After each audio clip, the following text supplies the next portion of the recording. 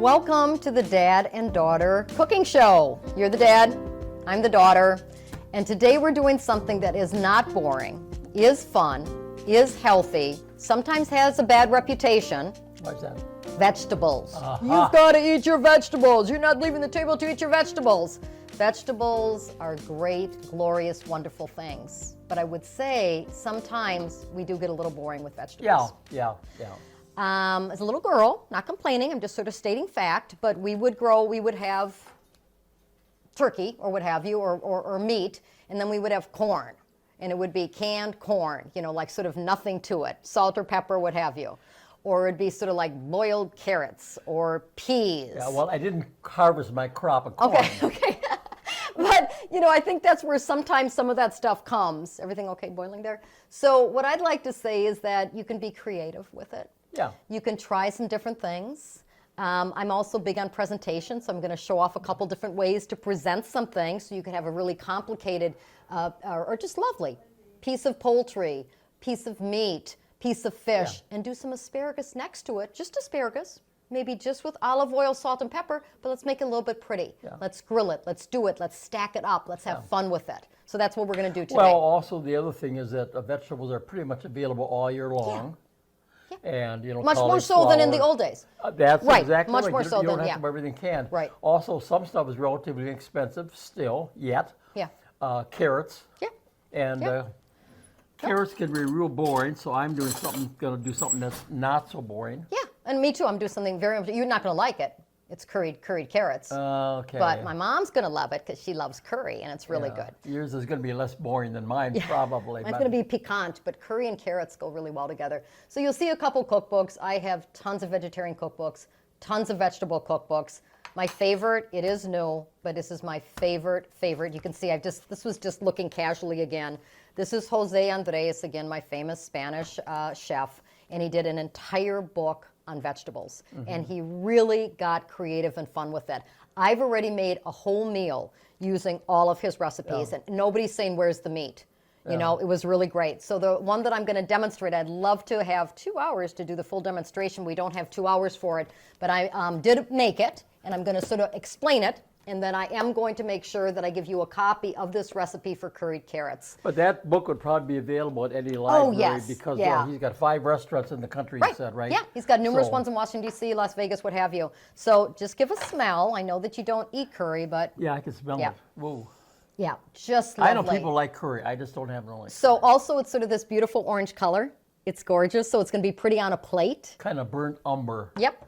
If I were squeezing paint out of a tube. So you make this sauce, which does take a little bit of effort. It's honest. You have to start with the spices. Okay. Carrot juice goes in there distilled, on and on and on. Where do you buy distilled carrot juice? No. You have to distill the sauce. Oh. Carrot juice is just carrot juice. What do you mean distill it? Boil it and boil it till all those flavors come down. Okay. This has coconut milk in it. Really, really, really nice. I'll move this over so you can see the color of it. Just gorgeous. These carrots Yeah. look sort of ugly, but these are carrots from a farmer's market. I wash my carrots, but I do not peel my carrots. These were small carrots, so they're odd size. They're not perfect size. My dad's going to do something that's like all perfect and beautiful, which is great. These have been steamed. I'm a little bit more of a steamer with things because then you keep all the nutrients in it and things don't go into the boiled water. So you make your sauce and then you steam the carrots and you put it in the sauce. Is that why you don't peel them? Yeah, because again, the vitamins are in there, and you need to. So it's not as pretty with it, but again, it's still about the food, the flavor, and so on. And you're not going to have them sopping in here. They're going to go in there. Now, if I were going to do this, I would probably bring this back to a boil with the sauce. So I let it infuse a little bit, but you're going to get that beautiful carrot color with that curry sauce next to rice. Next to maybe a Oh, next to potato. rice would be Wouldn't it be beautiful? Yeah. So that's part of it is the color. So that's Good. our first one that we're doing on carrots with a twist. And I would just say be creative with it too. Say you like a Mexican kind of sauce. Use a Mexican kind of sauce and put the carrots in it. They don't have to, vegetables don't have to stand alone. No. Yeah, so I'm going to taste the sauce and you're going to do your carrots. Okay. Oh, it's Take like mine so off good, the I can't tell you. stove. It is so good. So you can just, oh my God, it's so good. Really, Hot stuff behind you. really good. I did a great job on that. If I do say so myself. Yeah, mine is very, very, very basic.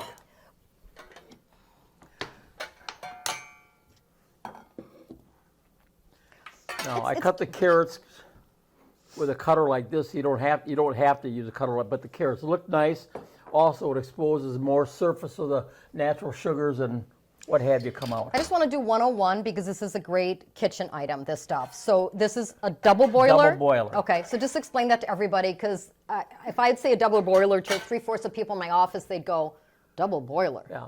Well, you put water in the bottom, and here I can steam it. You can also get it where it's solid on the bottom. And what a double boiler is nice is if, for example, you're making mashed potatoes, Okay. you can put the mashed potatoes in the double boiler Yep.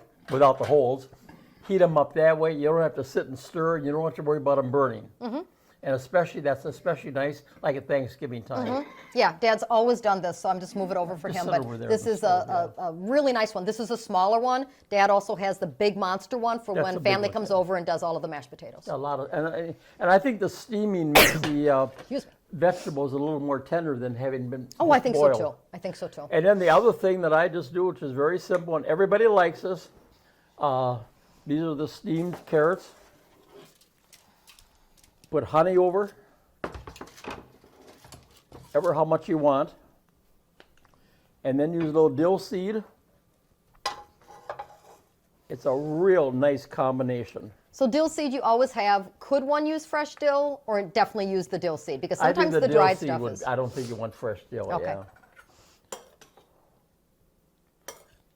I think this is a very simple but a really, really nice twist to it. It's that honey as well as the dill. And I think you buy one of those crinkle cutters.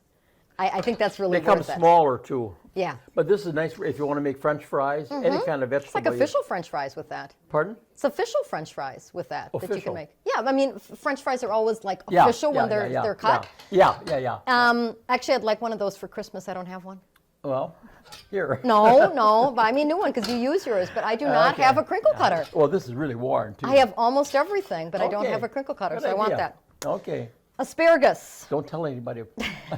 No, I'm just thinking, I don't have a crinkle cutter. I can't believe it. So asparagus, these are, I call them pencil asparagus. You can get much thicker and bigger asparagus, which are good. My mom loves asparagus. My dad's made this recipe many times. It can't be any simpler. And I'm going to show you the difference between boiled asparagus and these are basically grilled asparagus. Yeah. So all you do is you cut off the bottoms of your asparagus, and I wanted to show that. Yeah, I don't think most people will think about broiling asparagus really. Yep. So why I want to show this is that, That's beans. no, these are asparagus, the bottoms Oh, of asparagus. okay. And why I wanted to show it is that you don't have to go crazy, but I will save this or I might even freeze it, and this is for stock. Stock for soup. Yeah, I just think, why not? You know, you pay all the money for stock. Well, you can make asparagus soup. Asparagus soup you could do with that too. So I do save these items just as a little footnote. good. So these, I want to show the difference here. These asparagus were the same size as these asparagus. These have been grilled in the oven. These have been really sort of poached with a little bit of white wine and water. And you can see how these got much skinnier. Yeah. And look at the different color. And it's more browned, and these kept their green. If you do the boil or if you saute in wine or what have you, salt. That will keep your greens green. Okay. If you don't put salt in, these would turn more brown. Tastes the same, Okay. but the salt does that little magic trick. So I wanted to show the difference. So these have been grilled. All you do is a high-end olive oil, pepper, and then I do salt, a little bit of salt. I moved it around a couple times, a high oven, 395, and I moved it around a couple times, and that's it. Now you could actually even make soup out of this if you wanted to. You could make a salad out of this, or they could be actually hot and warm Just and, eat this and way. have it like that, right. Now a little fun Did thing, you say, I'm sorry, maybe I missed it. What degree should they? about 395. About 395. So a hot oven And about how long? until they are done. Okay. Until they look No, like this. roughly 12 minutes. Okay. Roughly 12 minutes. Now, it is important to sort of know how it's done. So what I'm going to do here is grab some of these guys, and they can just lay on a plate. You can just put them on a plate, but I have two little fun things to show you. It'll be a little hard to have them sit on the plate. Yeah, I have two fun little things to show you here. Let me just move this a little bit. Could you hold that for 1 sec? I can. Okay. I'm gonna move this over here, just sort of tighten our space, okay? I'm a good plate holder. And what I'm gonna do is, this is some raffia. This is clean, it's never been used, raffia. And I'm going to take it, Make a little bundle. and I'm gonna go like that. And just think again, if this would be like on a white plate or what have you, just sort of how cute it is. The other thing you can do too is have official kitchen yarn or string. Let me take some more here. I have a third idea too. Okay, well, let me do this one, and then you Okay. can go. Like, you're not in charge of asparagus here, man. No, I guess not. Okay, but you can interject. Well, I don't know if it'll work, so we'll see. We'll see what you think. Okay, We'll see what Andreas would think. okay, Jose Andres, yeah. And so this one, I'm actually going to tie it in a little bit of a bow. Mm-hmm. Again, foo-foo, but fun. Okay, and that could be on a plate, that could be on a platter, that could be your side. Nice deal. You could do the same thing with these. Okay, what's your idea? Well, doesn't pimento come in long pieces? You can get Could something you like take a that. little narrow piece and just lay it on? You wouldn't necessarily be able to tie it, but you fold it over so it looks like it's tied. Like it. Just a thought. Yeah, I like it. Sounds good. Okay, so next we're going to take these, and again, these are ready to eat just as they are. What I'm going to do is, that's nice. They're good. They've been poached, but what I'm going to do is add a little something to them. So I'm going to cut them actually. Ooh, these are tough Carrots are here. good. They good? Your carrots? Yes. Good. So I'm going to cut a little bit, put a little olive oil or butter. I'm more of an olive oil. A little bit of olive oil in there. You all say high-end olive oil. You mean like a virgin olive oil? Yeah. There's a lot of olive oil out on the market, and you want an olive oil that's going to taste good. So I'm going to saute these up, and I'm going to add either a little bit of corn with them, some nice color. A little bit of chopped up tomato, some nice color. Does this have a name to it? No, this is just like Wendy being creative with asparagus, a little twist. This is from Andreas' No, cookbook, no, was it? just myself. Okay, like that. And if you wanted to, you could add some pine nuts, because now you got some flavors, you've got some textures, and I think it looks really nice. Last minute, so all of this could be set. All you're doing is last minute, that little bit of sear, done. Plate. Just a little bit nicer twist to it, and we finish it off with Dad's favorite salt, mine too, Maldon salt. It just tastes so good. Pretty salty, yeah. Yeah, but, so very little. They always go like this, woo! Why they do that is because then it evenly distributes in your area.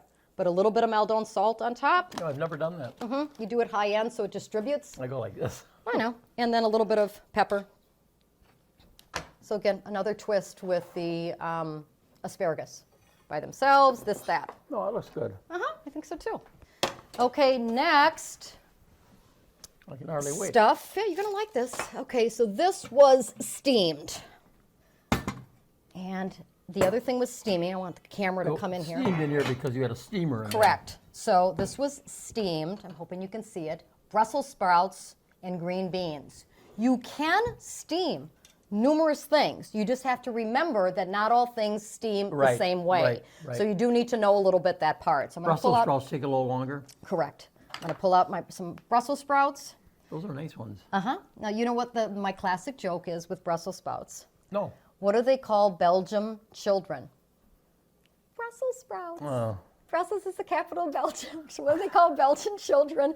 Brussels sprouts. Okay, come on. Come Oh, on. God, that's good. Come on. That's okay, good. first we're going to do Brussels sprouts. Now, They're President steamed. Bush didn't like Brussels sprouts. I love them. Yeah, a whole bunch of different things with Brussels sprouts. They're steamed. You can eat them just like this. Yeah. They also taste great with chestnuts. Mm-hmm. You can buy canned chestnuts already prepared and a little bit of a white Mornay sauce. That's a classic French meal. Oh. Everybody around the fall time would have Brussels sprouts with that. I'm going to modify again. I'm just going to do some last minute sizzling. Cut them in half. They held together. They're not mushy. Mushy Brussels sprouts, not good. No. Not good. So hold that together. Just do a couple more. Again, get this going. They're cute little cabbages, really. Yeah. But this is just endless variety of things you can do with it. So you like Mexican flavor. put some Mexican flavors in here. You like French, herbes Provence, put some herbes Provence in here. Again, what I'd mentioned before, I'm going to do some pine nuts, I think, will be nice in there. I might actually do pine nuts, and I might do a pine few. nuts come from a pine tree? Yeah. Oh, okay. Yep. Where's my guy? Sizzle them around. These you could brown. You could have a little bit of butter, and you could actually brown them so they get toasted. I like the idea of butter, frankly. Yeah, I think this would be better for butter. I think what we did with the asparagus, I don't think you needed that, that piece, but I think with Brussels sprouts, I think the butter would be better. But again, any kind of flavors that you like in this world, I like spicy Mexican. I'm going to add some spicy Mexican things to it. Sizzle it last minute. Some fresh cilantro I'm going to add to it. As creative as your mind will be. Okay, turn that off. Plate. Brussels sprouts.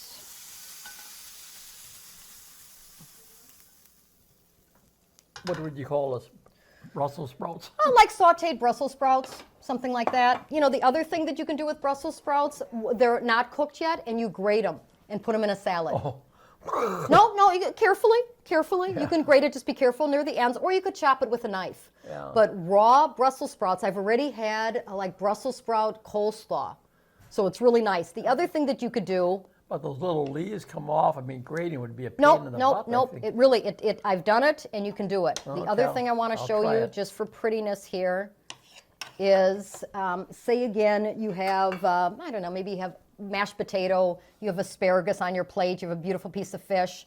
You can just arrange a couple Brussels sprouts to be pretty Yeah. on the side. Sure. Put them in the mashed potato. Put them on top of your beautiful carrots to add a little garnish. So you can mix and match things in life too. You know, there's nothing wrong with that. It looks pretty. Yeah. Yeah. And then the other thing too is you again could steam these and they could be thrown into salads. Yeah, sure. Yeah. Simple thing thrown into salads. Okay. Okay. Last one we're going to do is green beans. Okay, I'm going to move this over. Okay, so these are steamed green beans. Yeah, green beans are usually available. Yep, and this one here I'm going to put over here. And I'm going to heat up my mushrooms because one of my favorite things is green beans with fresh sauteed mushrooms. I think it turns out so lovely. So would you cut these or would you leave them on the plate like that? They're going to be served with the mushrooms. Yeah. I'd be inclined to cut them, Cut them? frankly. Okay, That'd be once my or what do feeling. you think? Once or? I think probably in threes. Three? but I- Okay. You know, Yep. I'm just thinking of picking them up with a fork. Right, You know. should already have it set a little bit. Yeah. So this could be a variety of ways. We'll do it both ways and see what we like. Just want to get those sauteed a little bit more. These are high-end or nice portobello mushrooms. Any kind of mushrooms could work. A combination of mushrooms would really be nice. I didn't see a lot of good mushrooms at the store. These mushrooms, it has no butter in it, but you could have butter to get the real buttery flavor. But I first saute my mushrooms dry, real slow, let the juice of the They have mushroom a come lot out. of water. Mushrooms have a lot of water. There's in them. nothing in this. This is just mushrooms. Yeah. And look how nice they are. Again, I already had slightly done it before. So I'm going to make two See, presentations one of our here. favorite breakfasts is mushrooms with bacon Oh, yeah. on toast. Yeah, that is good. And I like it when you broil the mushrooms. So I'm going to do it two different ways to see on the prettiness for plating. Okay. Now this could also end up being with a little bit of a Mornay sauce if you wanted to. Let's finish. Yeah, that's probably good enough. Mushrooms don't take long to get. No, and the other thing that's really interesting with mushrooms, you can't overcook mushrooms. You cannot, they might get dried out a little bit, but Yeah, well, basically you that's what I meant, cannot actually. overcook Yeah, mushrooms. If you leave them too long. So it's they're- forgiving. So Yeah. for this case, I'm going to put the mushrooms around. And this could be on a plate or it could be, on a larger plate, again, with your piece of fish or your poultry or your meat, whatever's your main. Nice. This one I'm going to put over, right in the middle. This is how I usually serve it. I usually keep the beans whole, and then I do a Do you strip. do individual servings like this? Yeah. Yeah. Yep. or on a plate, depending. I like sort of a lot of plates, and I'm always, washing stuff all the time. So, but I do really like that. Again, I'll put a little bit of Maldon salt over the top. High up. There you go. Yep, high up. I don't think you have to go that high. No. And there you go. There you go. Yeah. So that's sort of our deal. So I think we shared stuff with a twist, talked a little bit more about plating items. Again, you can get as carried away with things as you want here. If you want a little bit of color, just throw again some corn in there. That looks nice. Yep. Yeah. I think we can just all jazz things up a little bit with vegetables, but still make them taste really good. And in this case, I didn't use any butter. You can, but for people that are watching their butter, their parts, you don't have to, but you can. You could put, again, a cream sauce over this. You could put a little bit of cheese over that if you like, whatever you want. And the flavors that you like are the flavors you can cook with your vegetables. So think that way. You like Mexican flavors, cook your carrots with Mexican spices. You like Greek flavors, Italian flavors, all of that. Those are things you could do. Good. Is that good? Well, in a previous show, Oh, yeah. when we were talking about hors d'oeuvres, And or snacks. appetizers, I didn't get a chance to do this. And this is a little snack that absolutely everybody goes crazy about. I took some to my neighbor next door, and she's had them here for the last 10 years at parties, and she wanted my recipe again. You buy the wonton wraps. The wonton wraps are located in the area where the salads and the mushrooms are generally at Piggly Wiggly. Okay. And they come in a package. There's actually about 40 in a package. And these are dried out a little bit, but they're real soft. And I wish this were more. When you cut them, do you cut them with a scissors or knife? I just put them on a Cutting board?